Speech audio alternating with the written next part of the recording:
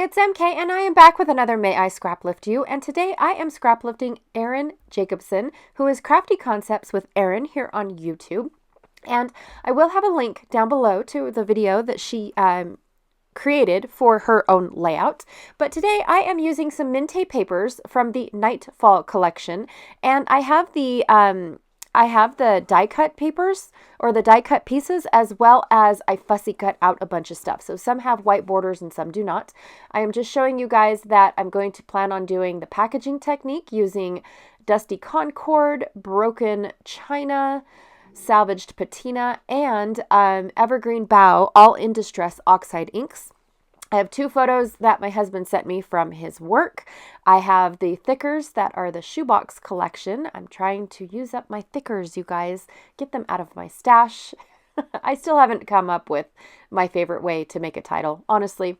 Okay, so I used up two of these Stampin' Up! Blender pens, dark Night of Navy and dark basic black, to change my pink faceted gems. Yes, they were pink at one point in time, and I wanted purple.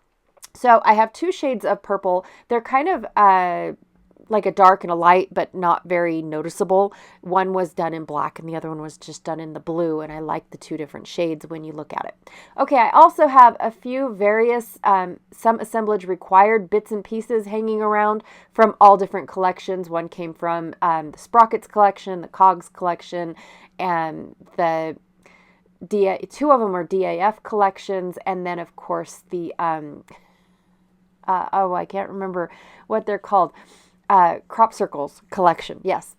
And I also have two papers from the Minte Nightfall collection. This one is the cut apart one, but they put a wood grain on the back. You guys, I have to use that wood grain. Plus, I already cut up one of the die cut pieces, so I'm okay with using that. And then this beautiful constellation that has this cluster of falling flowers on the other side. So I'm going to use the constellation. Now, when I have random photos like this of my husband trying to share his day with me, oh, last piece, I apologize. This one is from crepe paper. I can't remember. Do I flip it over? I do. It's from the Marigold collection. This is one that showed up in my Not Just for Boys Kit Club collection, because normally I do not buy crepe paper, anything.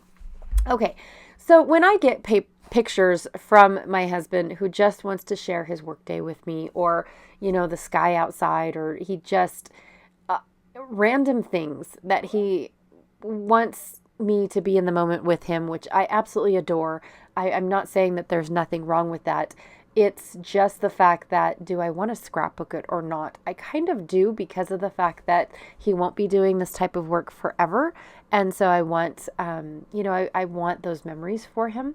But the other part is, how do you scrapbook photos like this? And for me, normally it'll be a grunge up.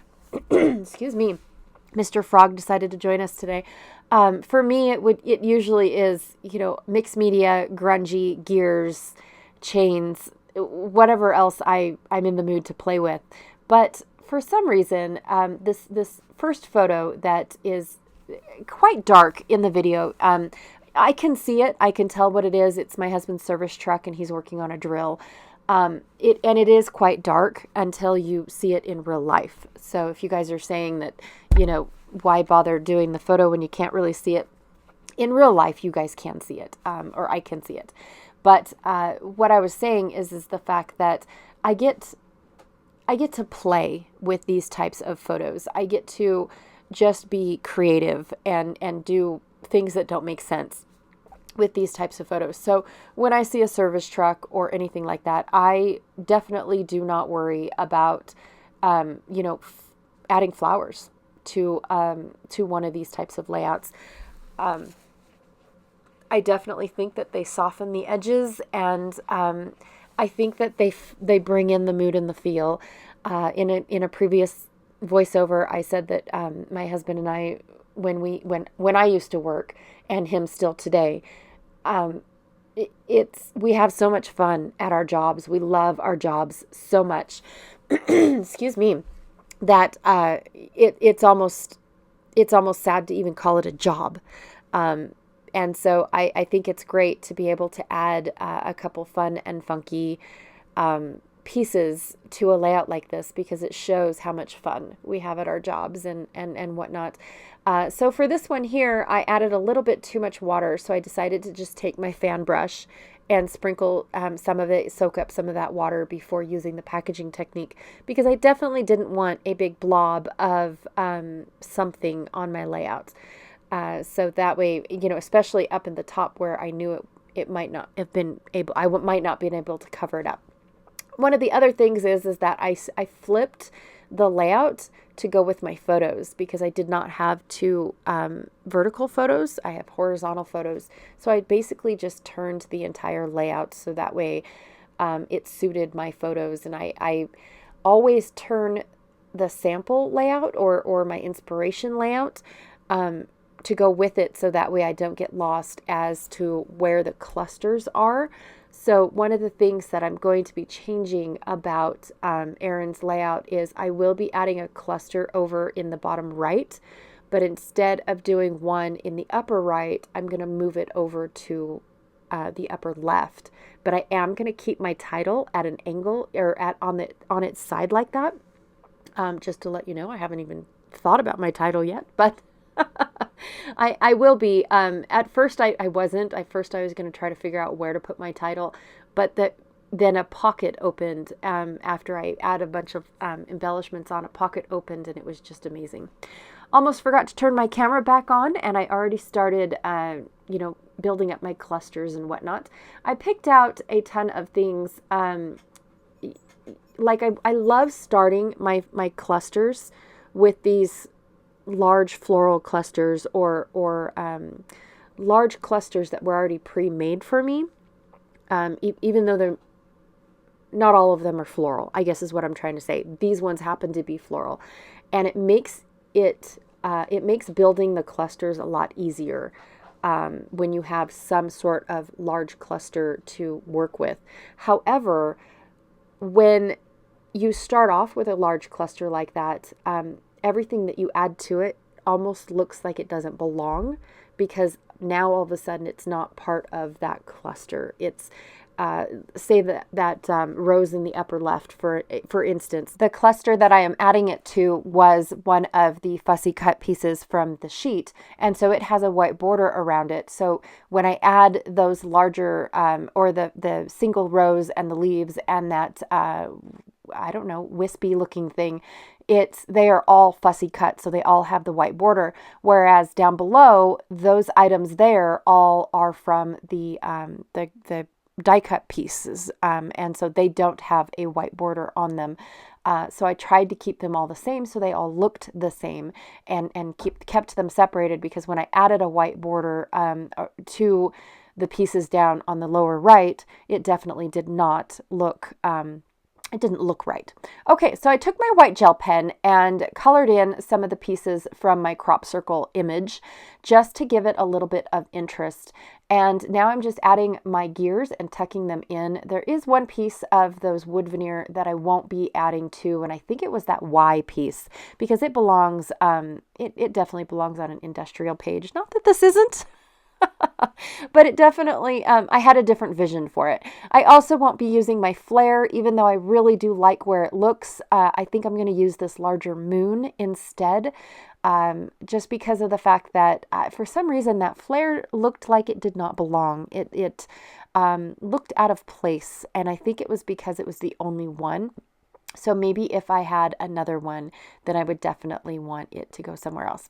Okay, fiddling with the upper left cluster now. I'm just trying to get it to all go, all look like it belongs. And I won't be using two leaves. I'll only be using one. But when I tucked in my gear right there, I realized that I haven't left a spot for my title just yet. And so what I want to do is I just added one of the single bud roses to stick out and come down my photo. And before I glue this gear on, I wanted to test how my title would look in that little nook that I just created for my gear.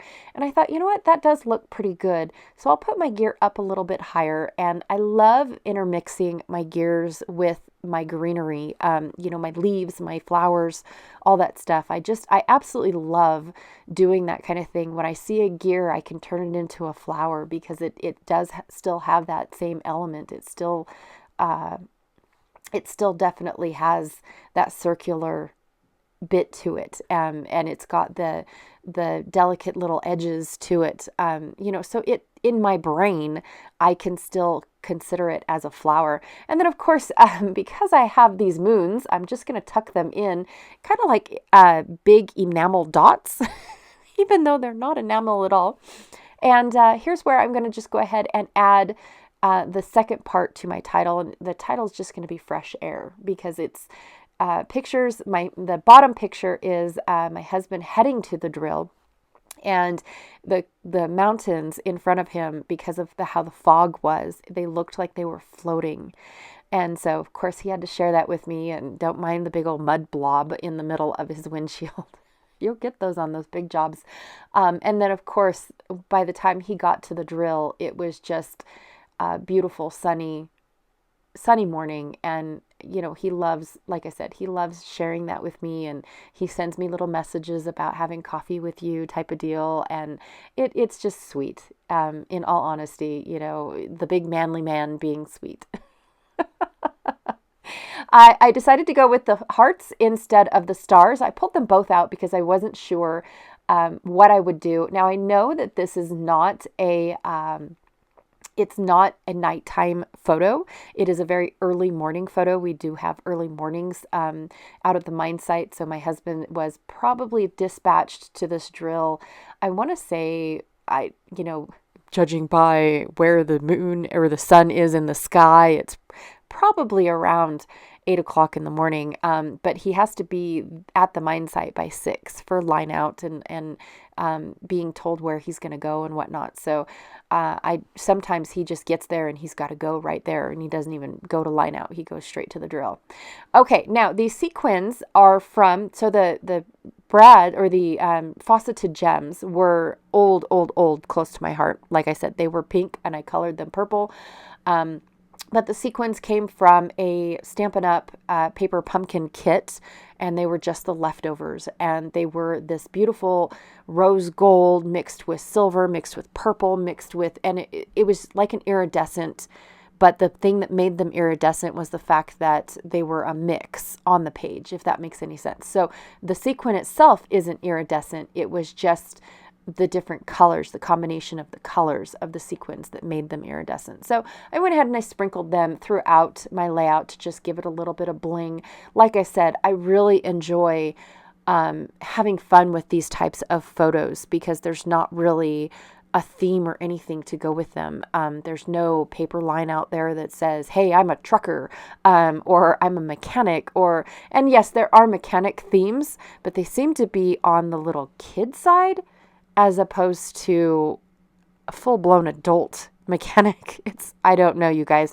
I haven't found one that I like yet. So I just, I do what I want and I make up stuff as I go along.